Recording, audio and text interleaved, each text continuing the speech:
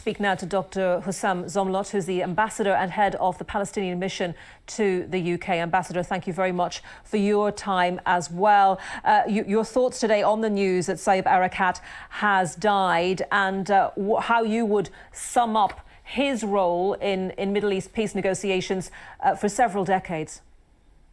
He was the architect of the Middle East peace process and the hope for ending the conflict and realizing the dream of peace, of two states, of allying with international rules.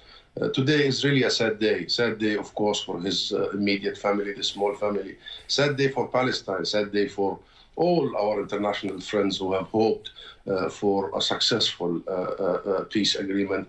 It is indeed a big loss for us, the Palestinians. This is a leader who has spent his entire life, literally his entire life, serving his nation, defending the rights of his people in every fora one can imagine, be it internally. And Fatah, the political party, has lost one of its most popular leaders, be it at the level of the government and the representation, the PLO. He's the Secretary General of our umbrella organization that represents all Palestinians, the sole legitimate representation. And indeed, he's our negotiator, the stubborn negotiator that has his hands always reach to everybody, but his heart is always strong when it comes to the principles and to the very legitimate rights of the Palestinian people. So it's a very, very sad loss at a very particular moment when, in fact, we needed him the most. He was a close friend of mine, and I feel personally a severe sense of loss.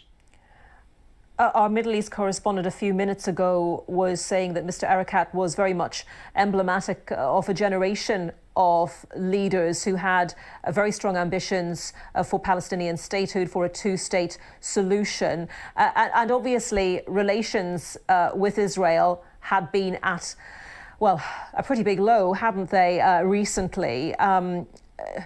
Who takes up that mantle now from Saeb Erekat, do you think? Because presumably he is someone with his wealth of experience who will be very hard to replace.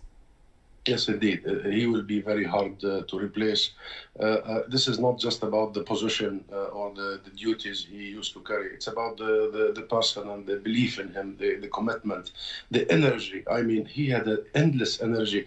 I was the ambassador in Washington when he did the operation, the lung transplant. I witnessed that moment. I went with him to the operation theater.